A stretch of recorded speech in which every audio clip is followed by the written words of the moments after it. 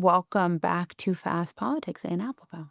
Thank you. Thanks for having me. There's so much going on in the world, and the first thing I wanted you to talk about was Europe and how they are dealing with first Venezuela and then the just completely unhinged, we're going for Greenland next. Because this must feel so wild destructive, disturbing. I just wonder what it's like there. So to be fair, this is a process, and actually from starting really from JD Vance's speech at the Munich conference Security last year conference. and continuing with Donald Trump's attack on Zelensky in the Oval Office and a whole series of other things that have happened. This is more, it's not like this is the shock, it's Right. more this is a kind of new level, a kind of culmination rather than something being totally new. People have different levels of awareness. If you're in politics all the time, then you are not so surprised. A lot of more ordinary people are surprised. And I think it's important to talk about Venezuela and Greenland together because actually the president has explained them as being part of the same philosophy and principle, that we get to dominate our hemisphere and not for any particular reason, but just because we can. And that's the principle of, I don't know what it's called, The spheres of Dunroe, influence. the Dunroe Doctrine. Yeah, just because we can, and not necessarily for, the interesting thing about both Venezuela and Greenland is that Trump has struggled to justify them and explain them.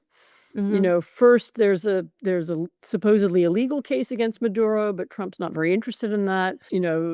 Maduro was a bad guy. I wrote in my book Autocracy Inc. I have almost a whole chapter on Maduro and how corrupt he is and his system of corruption with other dictators and so on.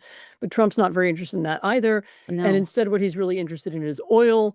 And we're going to go to Venezuela and take the oil. And the Greenland thing is even weirder because actually anything that the United States might want to do in Greenland, like keep soldiers there or drill for minerals there, they can do now Right. in conjunction with Denmark. There's a U.S. base there right now. There are U.S. soldiers in Greenland. And any U.S. company that wants to get a license and dig for things in Greenland, and by the way, it's very, very difficult to dig for things in And Greenland because it's very expensive. cold. Yep, and there's a lot of ice, and so that's makes it very difficult, and it's very discouraging for U.S. companies, apparently, who are very few of whom are there right now. So all of it is there's no there. There's no reason for it. And so what's disturbing, I think, most to Europeans is this complete irrationality. And I Mhm. guess people use the words like Kafkaesque. When I was there last year, the Danes told me that even in a private conversation with the Danish prime minister, Trump was unable to articulate what he needs Greenland for. So he couldn't explain it. And so it's very hard to know how to respond to this kind of madness. I think they're moving to a new phase. I think they were trying to solve things with, quiet diplomacy, and we'll talk about it privately. And you will now see, you heard there was a big statement from a group of European leaders yesterday, and you will see more of that now. I think the Danes are going to come to the U.S. and make their case to Congress. I hope they will anyway. And maybe they'll make the case to Americans. Because the other oddity here is, maybe Molly, you feel the pulse of America better than I do, but is there Oh, like a yeah. mass Known for desire that. to conquer Greenland among Right. Americans? Well, Because I this don't is feel that there is. And so well, maybe they can appeal to that. But the sense is almost like it's like someone has died, and there's the stages of grief. There was anger and, fear and now we're at a new stage of, okay, we need action and we need to think about the world completely differently without an American ally. so this is something I have thought about, and I actually said this on Friday as why I thought they wouldn't go into Venezuela, which is that the administration had done almost no work trying to sell any of this to the American people. And since MAGA had been so, the one of the very few tenets of MAGA was anti-interventionist, right? We're going to end foreign wars. That was the one way in which Trump was different than previous Republicans was he didn't believe in democracy building. And he still doesn't believe in democracy building. But is he so powerful that he doesn't need to sell things? Well, he's justified this as it's not really war, it's just plunder and Right. extortion. I mean, the language they're using, we're going to run Venezuela, we're going to take Venezuela's oil, we're going to control Venezuela's oil exports indefinitely. All of which also, by the way, lacks any sense of it's disconnected from reality. I mean, to get oil out of the ground, oil doesn't just lie on the ground and you swoop in a black helicopter and take it away. I mean, you have to drill for it and you need contracts and you need employees and long-term relationships. I mean, I don't understand how they imagine this is going to work for the long term. But it seems that their justification is plunder. We're going to steal a lot of stuff and people around Donald Trump will get rich and maybe some will trickle down to Americans. Maybe that's good enough for his supporters. I don't know. I think that's the moment we're in. Now, one of the things that I was struck by was I didn't think from the people I've talked to that Europeans understand just how unpopular Trump is. Do you think that's right? I mean, it's possible. They don't see the full range of the American debate. Europeans are always asking me, why don't Americans say anything? Why don't they push back? And I say they do. People are screaming and shouting all the time. And some of them say to me, oh, I've seen, they follow me on Instagram or somewhere, or you're so brave for speaking out. I'm like, no, I'm one of Right. many. So you don't need special bravery to talk at the moment. So they don't see the spectrum of the debate. And all they see is Trump doing this stuff and getting away with it. So yeah, it's possible they think he's more popular. And I think once there's a real demonstration of his unpopularity, maybe after the midterms, maybe there'll be another moment, then you'll also begin to get another shift in Europe. I mean, up until now, the idea has been we're going to accommodate him, we'll humor him. Some Swiss businessman brought him a gold bar, Right. we'll give him some presents. The British invited him to, have dinner with the king, that kind of thing. And that's been the idea so far, and I think we're coming to the moment when that's not working. You'll see different kind of behavior. I mean, I can't predict it because everything's still too fluid. But I mean, I don't know, sanctions on members of the administration who want to illegally take Greenland, which is, by the way, the Greenlanders are Danish citizens. They vote in Danish elections. They're Greenland members of the Danish parliament. So maybe sanctions, maybe, banning companies. I don't know. I mean, there's a range of options that begin to be available once the United States is defined that way. I mean, but the other strange thing, as I said, is nobody wants that to happen. Right. Nobody wants to be enemies of America. And There's no pleasure in that or no advantage to anyone. It's just sad and it's just a huge cost. It feels like a tragedy. That's why I said it's like someone died. there's also on the table banning American citizens from going to Europe, which I want to talk about the Venezuelan action because it happened during what is Christmas school holidays here. And many people of the affluent variety who are the people who make up Trump's friend group, who are really if there's going to be anyone who runs a check on Trump at this point, it's certainly not going to be Republicans in Congress, and it's not going to be Republicans in the Senate, and it's not going to be the Supreme Court. It might be one or two of his very rich donor friends. And some of those donor friends were actually trapped in the Caribbean because they had to close the airspace. And I wonder if something like making it so Americans can't go to Europe would, people were furious. They didn't understand why that needed to happen. And I think in some ways, much of Trumpism is about making his very rich friends happy. I mean, that's like, that was why we put sanctions on Russian oligarchs Right. at the No. beginning of the Ukraine war. I mean, sanctions on American oligarchs. I mean, if we got to that, I mean, that you're right, that could be very painful. I don't see the Europeans banning all American travel. I mean, it's too Right. lucrative, and But it most Europeans is like Americans. I mean, it's but not. it could be an effective threat. We'll see. I mean, I don't want to speak because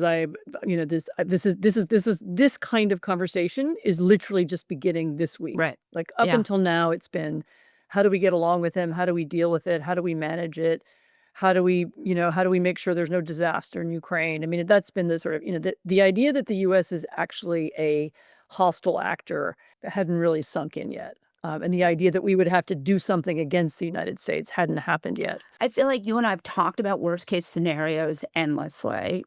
You've been very correct about many of them, but did you see something like this? The Greenland thing, I wrote about it a year ago. I went to Denmark last January, actually, and I did worry that this was on the back burner and that it was coming. And I had worried about the language that they use about Europe and the not really Trump so much as the people around him, and that the threat to NATO was pretty existential. I mean, I didn't know that I foresaw this exact scenario with the kidnap of Nicolás Maduro leading to Stephen Miller saying, "Now we need Greenland, it's next." No, I didn't. I can't claim to I have mean, it's seen so that. insane. It's because But it's so insane, but the momentum in this direction has been coming for a while. As I say, it starts a year ago. It starts with talking about Greenland last January and December, January, and then starts with Vance going to Munich and attacking right. Europeans instead of talking about European security. When you look at what's happening in Greenland, it does seem like the most effective way to mess up NATO.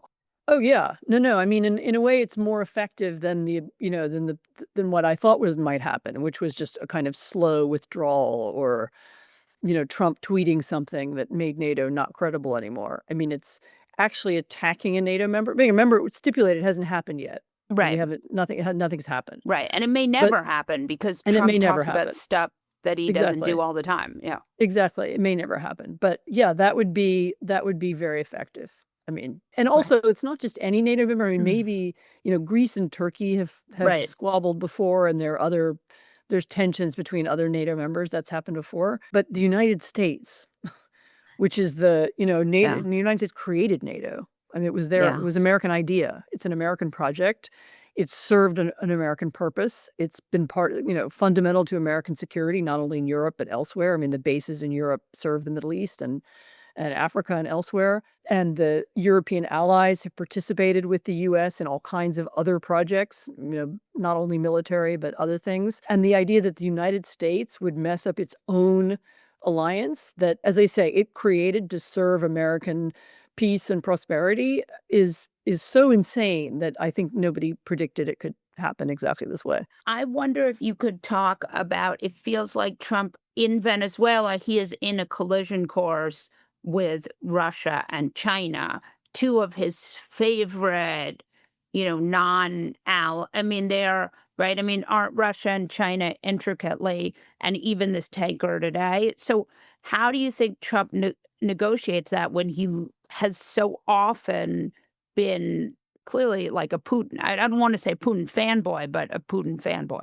But a Putin fanboy, right. Yeah. Well, I mean, there are two ways to look at this. One is that the language that Trump has used about Venezuela and also about Greenland is the kind of language that China would use if it were going to invade Taiwan.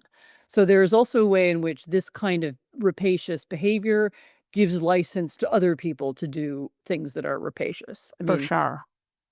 so an invasion of Taiwan you could easily couch it in the same terms, "Oh, we're going to arrest the leader," or whatever. I mean, I'm just speculating. So there's a way in which this serves very much. I mean, the whole idea of spheres of influence. That's each U.S. gets Western Hemisphere, and Russia gets Europe, and China gets Asia. This was a Russian idea. This has been a kind of Russian geopolitical fantasy for a long time. And Right. I think probably they passed it to the MAGA as well. I think that's where it comes from. So there's a way in which this is good for them. And there's, the famous story, Fiona Hill, who was one of Trump's advisors in the first term, did in one when she was testifying, has said publicly, and I corresponded with her a couple of days ago, on the same thing, has said publicly that the Russians had made a weird offer, like, you can have Venezuela if we can have Ukraine. I mean, so the Russians see these things as having parallels. Having said that, I mean, the Russians had billions of dollars invested in Venezuela, as did the Chinese, as did the Yeah. Iranians, actually. So there's Venezuela was a real, it was a kind of hub for the autocratic world. And apparently there's some, not unrest, but I mean, flurry on the Russian internet among the Russian nationalists about how come we just lost all our assets in Latin America and why aren't we Right. doing anything about it? So it's complicated. I mean, it's both in a way good for Russia and China because it gives them license to do what they want. They clearly just lost an ally. Although again, we're on what, day 3 of this Yeah. story, And there are a lot of things that are gonna still happen. Yeah. So we actually, the regime is still in charge there. It's a country that does have, different military groups who could behave in unpredictable ways. The Russians and the Chinese have pretty deep roots there and friends. I mean, to Right. say that all of a sudden overnight that's all gone, that also misunderstands how the world works. Yeah, and it's the same administration is there. The same regime still runs Venezuela. It's just missing Absolutely its the same, and the only president. person who's gone is Maduro and with his Yeah. wife. No, no, it's the same regime, and this in the last couple of days, they've been arresting people. Right. They Um, passed some kind of law saying that, it's illegal to celebrate the exit of Maduro. So, right. it's that kind of country. There's been so much push out after that, after Venezuela. There's been so much, Stephen Miller and Katie Miller talking about, and even Trump talking about how they're going to go, maybe they'll go for other South American countries next. Maybe they'll do Cuba. Do you think this is like part of the authoritarian strongman kind of saber rattling?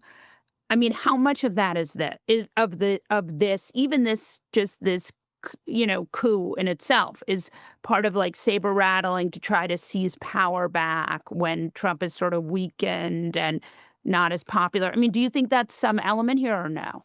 I'm sure, yeah, I mean, I'm sure it's some element. It's the classic thing, right? I mean, if you're losing at home, you do something spectacular abroad and you get attention for that. I mean, I wonder whether in this case it works. I mean, it doesn't look like this successful kidnapping of Maduro was that popular in the US. I mean, it looks Right. like some Republicans approved of it, but I don't see, like, are there people in the street calling for, praising the US Army and calling for more invasions of Venezuela? I don't think so. And Yeah. I don't think Greenland's gonna be popular at all. I mean, No. there's a bunch of ice up there, and it's not a very nice place. And and there's no historical American involvement in Greenland. It's not part of our conscious memory or some, it's I mean, at least I guess sort of there used to be US companies in Venezuela. We have some relationship with Venezuela over time, but Greenland, I Yeah. just don't see it. So It does. I don't fully understand their logic there either. I mean, is Yeah. this meant to be popular? And maybe it's meant to be a distraction, maybe it's meant to be disturbing. Maybe there are people inside the Trump administration who want to destroy NATO, and that's why they're doing it. I mean, something this nuts, and you start looking. I don't want to be a conspiracy theorist, but you start looking for weird explanations for a weird phenomenon. And it isn't so weird to say perhaps all of this is just to distract from the Epstein files. Maybe. I mean, for all I know, that's what it is. Yeah. Distract from the Epstein files. And Distract from from the sort of fact that losing at home. Yeah. distract from the fact that a lot of Americans are losing their health care this month, to distract from, the growing gap between the unbelievably wealthy billionaires who control huge chunk of our economy and everybody else. I mean, there are a lot of things to distract from at this point. To distract from Trump's declining health, I don't Yeah. know. Makes him look stronger to be abroad. I mean, all those things have to be taken into account. I mean, foreign policy people want there to be some foreign policy explanation. We all want there to be a strategy, that it's explained by, a theory. It's also the case that with Trump, a lot of what he does there is no strategy. He just does a dramatic thing that's designed to make him look like a winner. I Yeah. won. I achieved something. And he likes these events, that where he seems to win. And in any encounter he has, whether it's with a journalist or anybody else or another head of state, he has to win each occasion. And he cares a lot about that. And he seems to care more about it than connecting all the dots, or having a strategy or having a clear policy even towards Russia, which is a country that whose leader he seems to admire. And thank you so much for coming on. I'm so glad to know where your head is at and just so interesting and important. So thank you. Thank you. Thank you. It's Thanks for true. having me.